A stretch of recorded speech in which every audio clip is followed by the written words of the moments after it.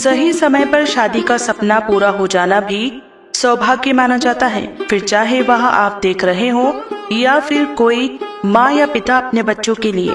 नमस्कार दोस्तों, स्वागत है आपका हमारे चैनल परम शक्ति विवाह मंत्र में।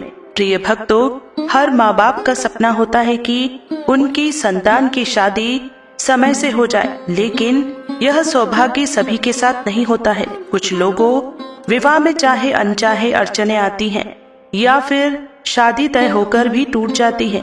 यदि आपकी या फिर आपके घर के किसी सदस्य की यही पीड़ा है और उम्र बीत जाने के बाद भी अभी तक उसका विवाह नहीं हो पाया है, तो विवाह में आ रही सभी बाधाओं को दूर करने और शीघ्र विवाह के योग बनाने वाले इन सरल और प्रभावी मंत्र को एक बार अवश्य श्रवण करना चाहिए।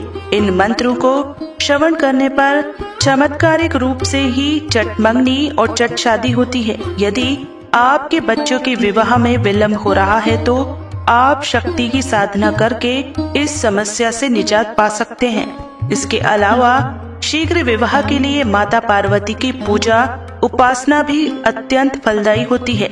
सुयोग्य वर और वधू पाने के लिए हमारे बताए गए मंत्र को आपको अपने मोबाइल फोन पर 108 बार श्रवण करना है। यदि उससे ज्यादा भी करना चाहे तो मोबाइल को दोबारा चला दें। याद रहे, इस मंत्र को रोजाना 108 बार श्रवण करना चाहिए। मंत्रों को पूरा 108 बार श्रवण करने पर ही आपको लाभ होगा।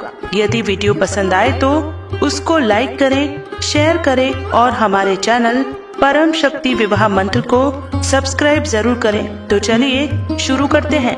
हर हर महादेव। मंत्र इस प्रकार है। ओम श्रीं वरप्रदाय श्री महामाहेश्वरी धर्माय नमः। ओम श्रीं वरप्रदाय श्री महामाहेश्वरी धर्माय नमः। ओम श्रीं वरप्रदाय श्री महामाहेश्वरी धर्माय नमः। ओम श्रीं वरप्रदाय श्री महामाहेश्वरी धर्माय नमः। ओम श्रीं वरप्रदाय श्री महामाहेश्वरी धर्माय नमः। ओम श्रीं वरप्रदाय श्री महामाहेश्वरी धर्माय नमः। ओम श्रीं वरप्रदाय श्री महामाहेश्वरी धर्माय नमः। ओम श्रीं वरप्रदाय श्री महामाहेश्वरी धर्माय नमः। ओम श्रीं वरप्रदाय श्री महामाहेश्वरी धर्माय नमः। ओम श्रीं वरप्रदाय श्री महामाहेश्वरी धर्माय नमः। ओम श्रीं वरप्रदाय श्री महामाहेश्वरी धर्माय नमः। ओम श्रीं वरप्रदाय श्री महामाहेश्वरी धर्माय नमः। ओम श्रीं वरप्रदाय श्री महामाहेश्वरी धर्माय नमः। ओम श्रीं वरप्रदाय श्री महामाहेश्वरी धर्माय नमः। ओम श्रीं वरप्रदाय श्री महामाहेश्वरी धर्माय नमः। ओम श्रीं वरप्रदाय श्रीमहामाहेश्वरी धर्माय नमः। ॐ श्रीं वरप्रदाय श्रीमहामाहेश्वरी धर्माय नमः। ॐ श्रीं वरप्रदाय श्रीमहामाहेश्वरी धर्माय नमः। ॐ श्रीं वरप्रदाय श्रीमहामाहेश्वरी धर्माय नमः। ॐ श्रीं वरप्रदाय श्रीमहामाहेश्वरी धर्माय नमः। ॐ श्रीं वरप्रदाय श्रीमहामाहेश्वरी धर्माय नमः। ॐ श्रीं वरप्रदाय श्रीमहामाहेश्वरी धर्माय नमः। ॐ श्रीं वरप्रदाय श्रीमहामाहेश्वरी धर्माय नमः। ॐ श्रीं वरप्रदाय श्रीमहामाहेश्वरी धर्माय नमः। ॐ श्रीं वरप्रदाय श्रीमहामाहेश्वरी धर्माय नमः। ॐ श्रीं वरप्रदाय श्रीमहामाहेश्वरी धर्माय नमः। ॐ श्रीं वरप्रदाय श्रीमहामाहेश्वरी धर्माय नमः। ॐ श्रीं वरप्रदाय श्रीमहामाहेश्वरी धर्माय नमः। ॐ श्रीं वरप्रदाय श्रीमहामाहेश्वरी धर्माय नमः। ॐ श्रीं वरप्रदाय श्रीमहामाहेश्वरी धर्माय नमः। ॐ श्रीं वरप्रदाय श्रीमहामाहेश्वरी धर्माय नमः। ॐ श्रीं वरप्रदाय श्रीमहामाहेश्वरी धर्माय नमः। ॐ श्रीं वरप्रदाय श्रीमहामाहेश्वरी धर्माय नमः। ॐ श्रीं वरप्रदाय श्रीमहामाहेश्वरी धर्माय नमः। ॐ श्रीं वरप्रदाय श्रीमहामाहेश्वरी धर्माय नमः। ॐ श्रीं वरप्रदाय श्रीमहामाहेश्वरी धर्माय नमः। ॐ श्रीं वरप्रदाय श्रीमहामाहेश्वरी धर्माय नमः। ॐ श्रीं वरप्रदाय श्रीमहामाहेश्वरी धर्माय नमः। ॐ श्रीं वरप्रदाय श्रीमहामाहेश्वरी धर्माय नमः। ॐ श्रीं वरप्रदाय श्रीमहामाहेश्वरी धर्माय नमः। ॐ श्रीं वरप्रदाय श्रीमहामाहेश्वरी धर्माय नमः। ॐ श्रीं वरप्रदाय श्रीमहामाहेश्वरी धर्माय नमः। ॐ श्रीं वरप्रदाय श्रीमहामाहेश्वरी धर्माय नमः। ॐ श्रीं वरप्रदाय श्रीमहामाहेश्वरी धर्माय नमः। ॐ श्रीं वरप्रदाय श्रीमहामाहेश्वरी धर्माय नमः। ॐ श्रीं वरप्रदाय श्रीमहामाहेश्वरी धर्माय नमः। ॐ श्रीं वरप्रदाय श्रीमहामाहेश्वरी धर्माय नमः। ॐ श्रीं वरप्रदाय श्रीमहामाहेश्वरी धर्माय नमः। ॐ श्रीं वरप्रदाय श्रीमहामाहेश्वरी धर्माय नमः।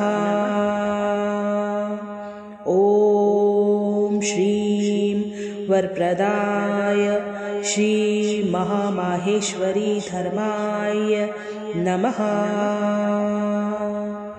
ॐ श्रीं वरप्रदाय श्रीमहामाहेश्वरी धर्माय नमः। ॐ श्रीं वरप्रदाय श्रीमहामाहेश्वरी धर्माय नमः। ॐ श्रीं वरप्रदाय श्रीमहामाहेश्वरी धर्माय नमः। ॐ श्रीं वरप्रदाय श्रीमहामाहेश्वरी धर्माय नमः।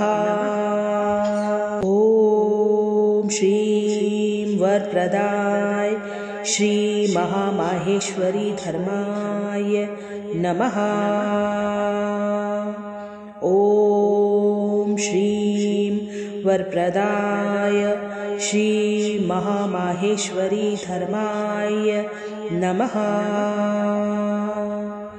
ॐ श्रीं वरप्रदाय श्रीमहामाहेश्वरी धर्माय नमः। ॐ श्रीं वरप्रदाय श्रीमहामाहेश्वरी धर्माय नमः। ॐ श्रीं वरप्रदाय श्रीमहामाहेश्वरी धर्माय नमः। ॐ श्रीं वरप्रदाय श्रीमहामाहेश्वरी धर्माय नमः। ॐ श्रीं वरप्रदाय श्रीमहामाहेश्वरी धर्माय नमः। ॐ श्रीं वरप्रदाय श्रीमहामाहेश्वरी धर्माय नमः। ॐ श्रीं वरप्रदाय श्रीमहामाहेश्वरी धर्माय नमः। ॐ श्रीं वरप्रदाय श्रीमहामाहेश्वरी धर्माय नमः। ॐ श्रीं वरप्रदाय श्रीमहामाहेश्वरी धर्माय नमः।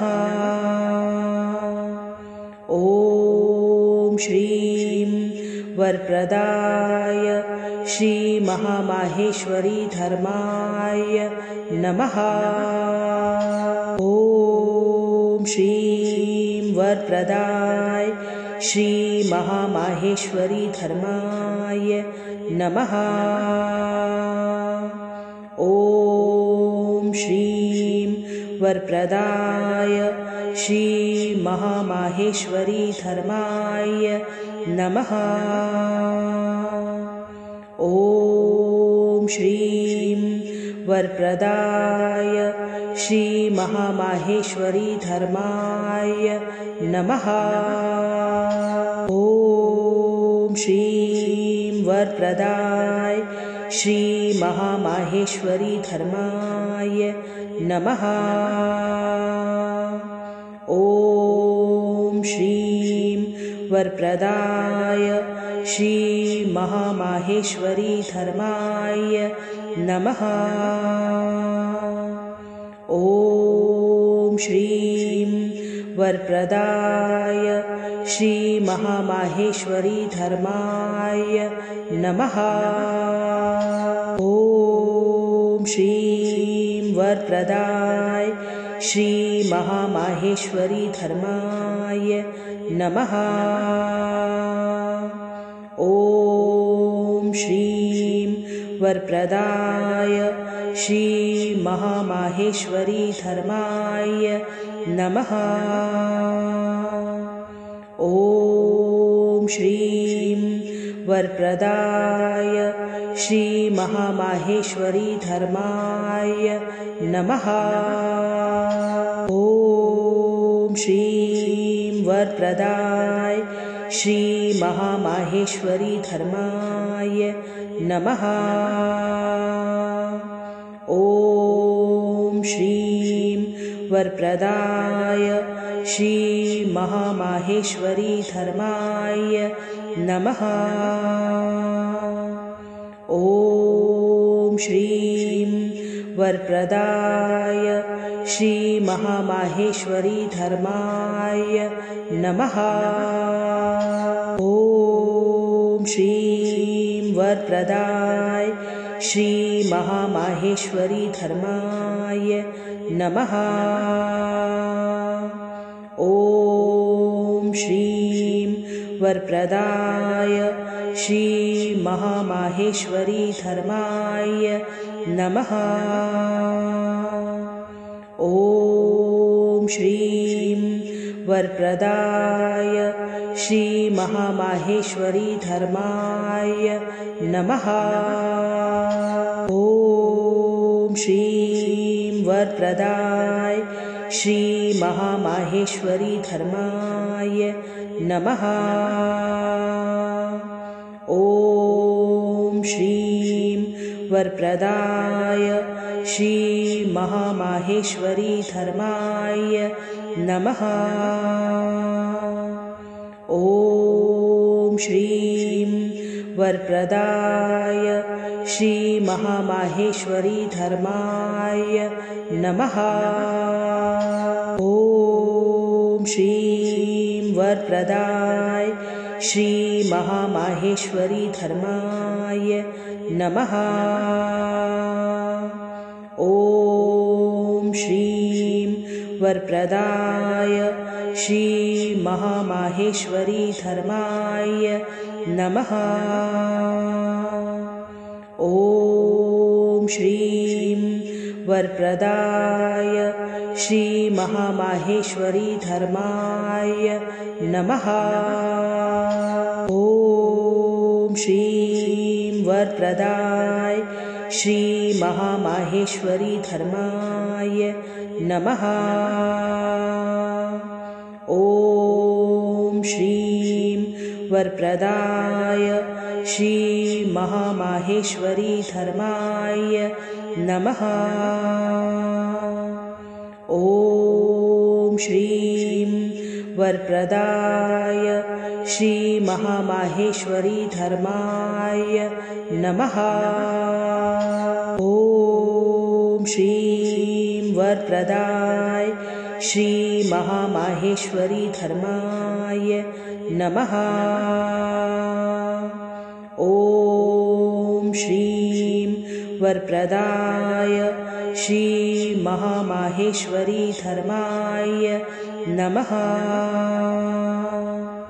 ॐ श्रीं वरप्रदाय श्रीमहामाहेश्वरी धर्माय नमः। ॐ श्रीं वरप्रदाय श्रीमहामाहेश्वरी धर्माय नमः। ॐ श्रीं वरप्रदाय श्रीमहामाहेश्वरी धर्माय नमः।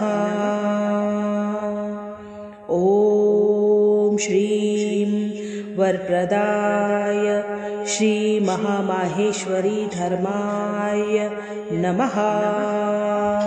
ॐ श्रीं वरप्रदाय श्रीमहामाहेश्वरी धर्माय नमः। ॐ श्रीं वरप्रदाय श्रीमहामाहेश्वरी धर्माय नमः। ॐ श्रीं वरप्रदाय श्रीमहामाहेश्वरी धर्माय नमः। ॐ श्रीं वरप्रदाय श्रीमहामाहेश्वरी धर्माय नमः। ॐ श्रीं वरप्रदाय श्रीमहामाहेश्वरी धर्माय नमः। ॐ श्रीं वरप्रदाय श्रीमहामाहेश्वरी धर्माय नमः। ॐ श्रीं वरप्रदाय श्रीमहामाहेश्वरी धर्माय नमः। ॐ श्रीं वरप्रदाय श्रीमहामाहेश्वरी धर्माय नमः। ॐ श्रीं वरप्रदाय श्रीमहामाहेश्वरी धर्माय नमः। ॐ श्रीं वरप्रदाय श्रीमहामाहेश्वरी धर्माय नमः। ॐ श्रीं वरप्रदाय श्रीमहामाहेश्वरी धर्माय नमः। ॐ श्रीं वरप्रदाय श्रीमहामाहेश्वरी धर्माय नमः।